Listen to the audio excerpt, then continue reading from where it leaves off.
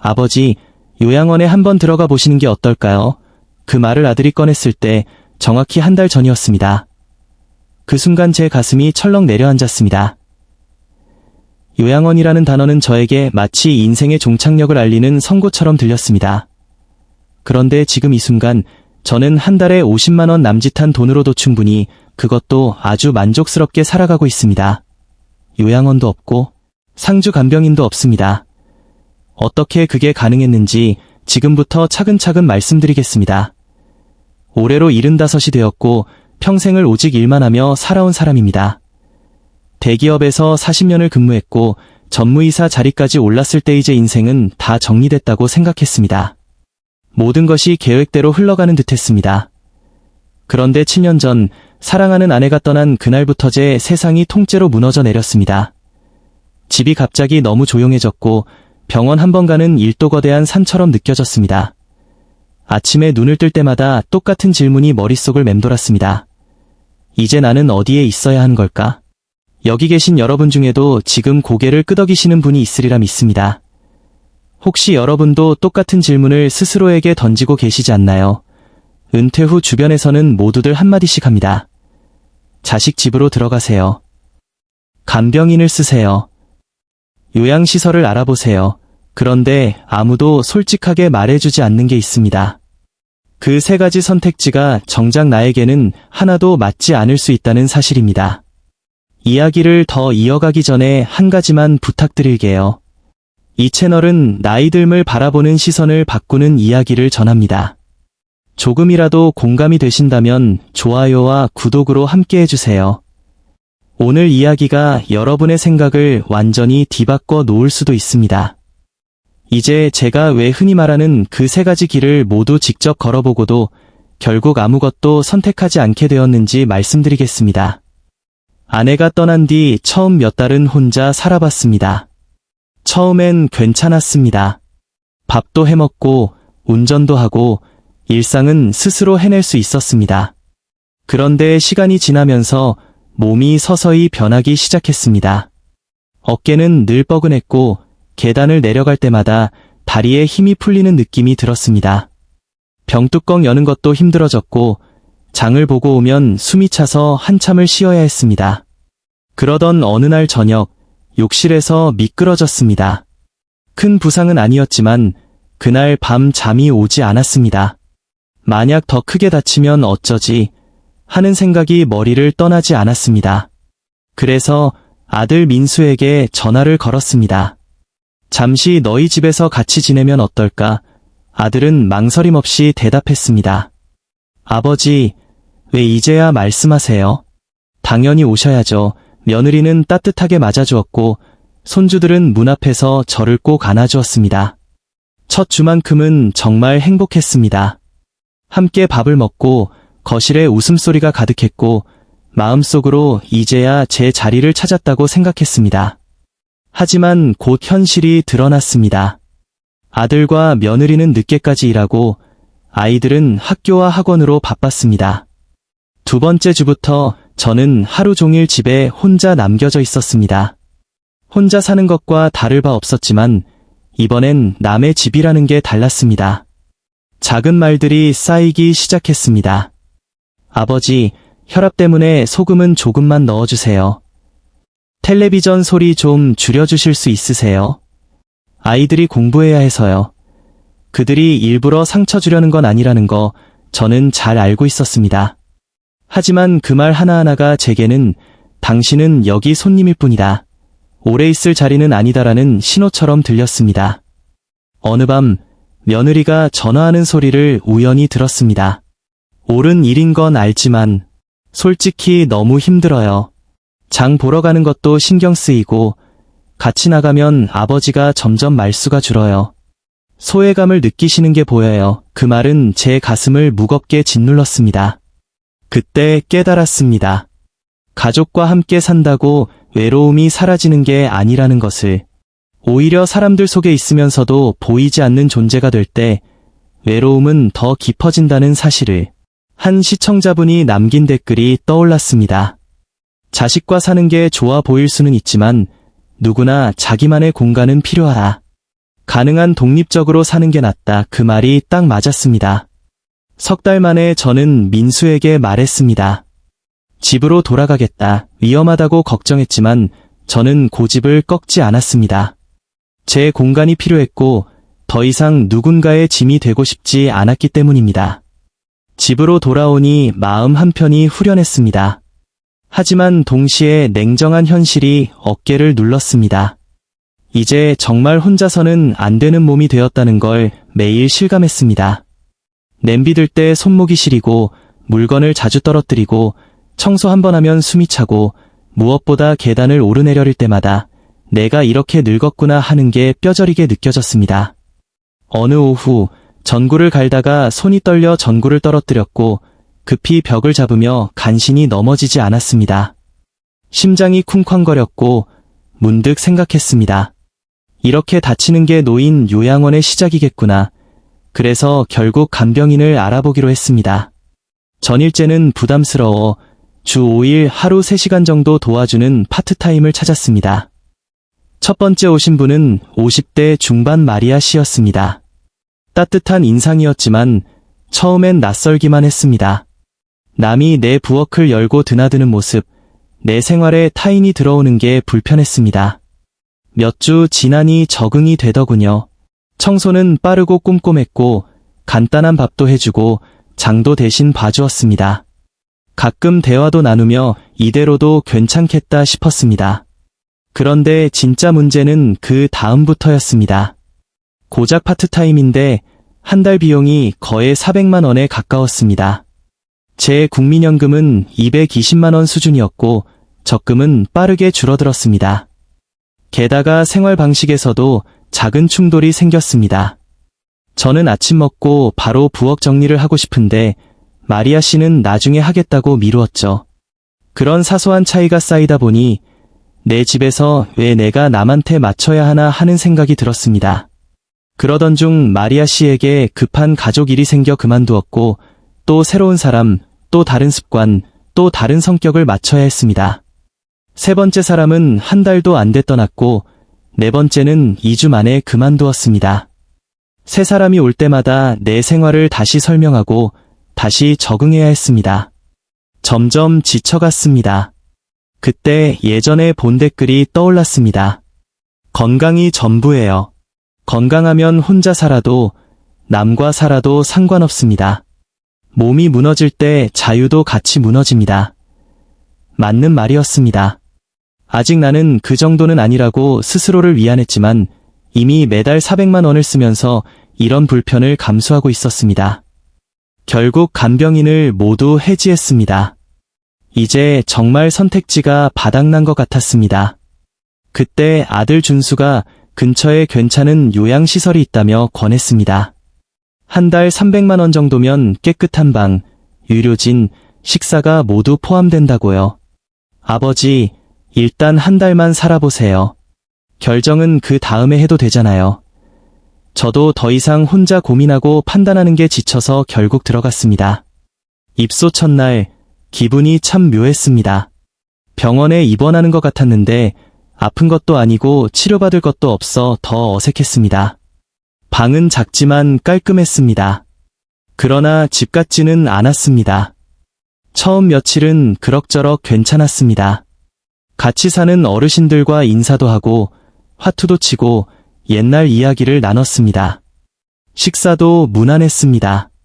그런데 일주일이 지나자 답답함이 밀려왔습니다. 아침 6시 기상, 7시 반 아침, 5시 반 저녁, 9시 소등. 저는 원래 밤에 책 읽는 걸 좋아해서 자정 넘어서도 불을 켜고 읽곤 했는데 9시만 되면 복도 불이 꺼지고 문 아래로 빛이 새면 간호사가 와서 김준호 어르신, 이제 주무실 시간이에요 라고 말했습니다. 평생 제 인생의 모든 결정을 스스로 내려온 사람인데 이제 와서 누가 저한테 자라고 명령하는 겁니까? 어느 좋은 날 밤 날씨가 좋아 밖으로 나가고 싶었는데 직원이 막았습니다. 어르신, 외출은 저녁 7시까지입니다. 안전수칙이라 안 됩니다. 그 안전수칙이라는 말이 제게는 감옥 규칙처럼 들렸습니다. 더 답답한 건 저는 크게 아픈 사람도 아니었습니다. 걸을 수 있고 생각도 명료하고 어느 정도 스스로 돌볼 수 있는데도 모든 게 정해진 틀 안에 갇혀 있었습니다. 같은 방 어르신은 밤마다 코를 골았고 방 바꿔달라고 몇 번이나 말했지만 항상 돌아오는 대답은 검토해 보겠습니다 뿐이었습니다. 결국 아무것도 바뀌지 않았죠. 3주 만에 준수에게 전화했습니다. 나 나가야겠다. 아버지, 한 달은 지내시기로 했잖아요. 이건 사는 게 아니야. 차라리 집에서 불편해도 내가 주인인 게 낫다. 퇴소하며 문을 나설 때 햇살이 유난히 따뜻하게 느껴졌습니다.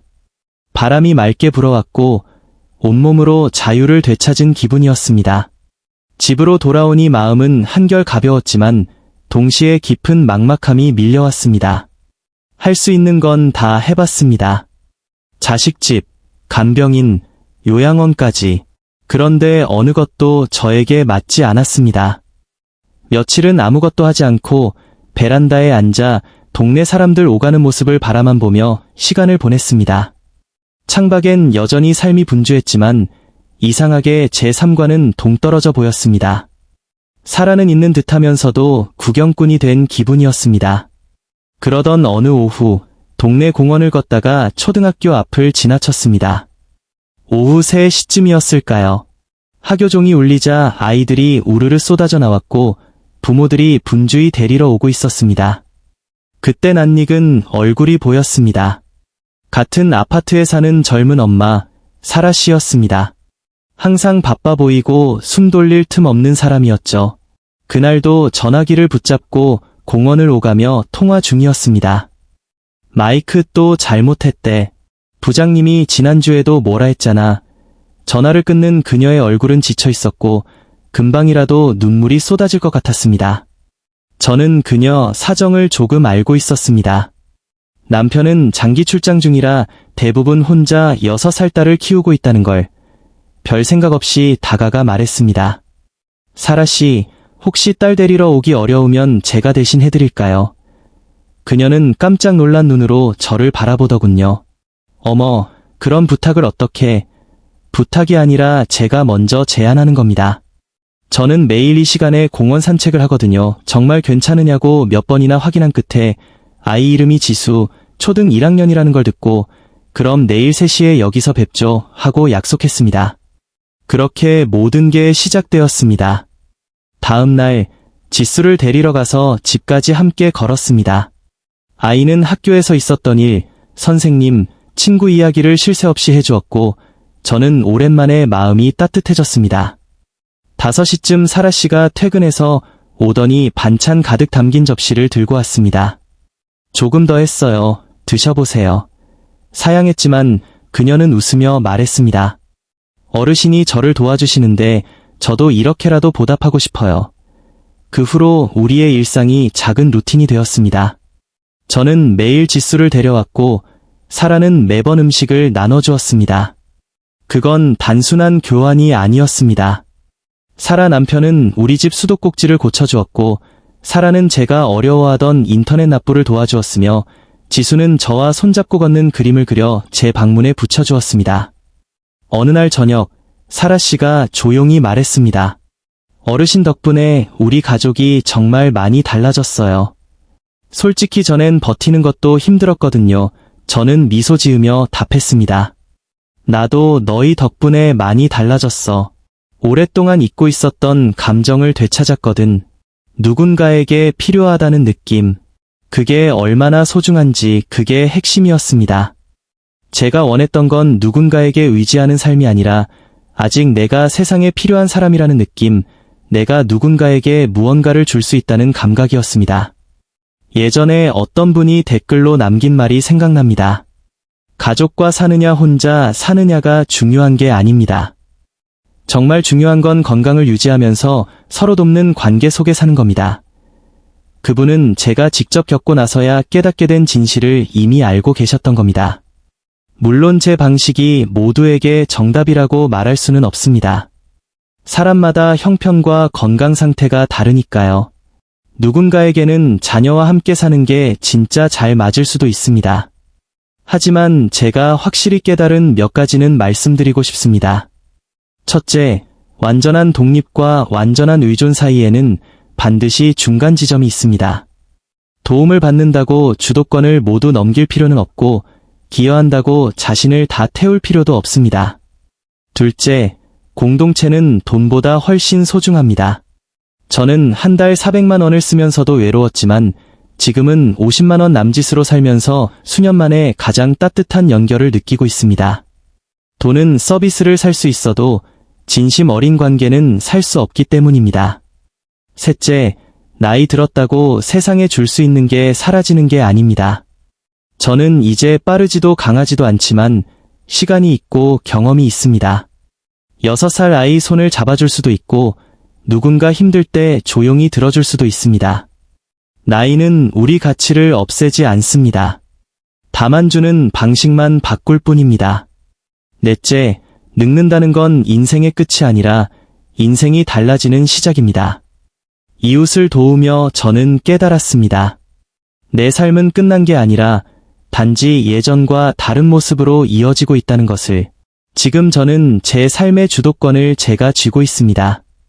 일주일에 2번은 사란의 가족과 함께 밥을 먹고, 지수는 여전히 제게 그림을 그려 붙여주고, 이제는 동네에 도움 필요한 분들을 자연스럽게 챙기게 됩니다. 이건 어떤 공식 프로그램이 아닙니다. 그저 같은 동네에 사는 사람들이 서로 조금씩 돕고 산다는 너무 당연한 사실을 제가 조금 늦게 깨달은 것뿐입니다. 나중에 정말 아프면 어쩌나요? 라는 질문도 많이 받습니다. 맞는 질문입니다. 언젠가 그날이 올 수도 있죠. 그때 가서 다시 선택지를 고민하면 됩니다. 그날이 와도 저는 똑같이 할 겁니다. 남이 정해놓은 틀에 억지로 끼워 맞추지 않고 제 상황에 진짜 맞는 방법을 찾아갈 겁니다. 지금 이 영상을 보시는 분들 중에도 나도 혼자 살기 버거워지면 어떡하지 고민하시는 분들이 많을 겁니다. 그분들께 드리고 싶은 말은 이것입니다. 전통적인 3가지 선택지만이 정답이라고 생각하지 마세요. 주변을 한번 둘러보시고 스스로에게 물어보세요. 내가 아직 줄 수 있는 건 뭘까?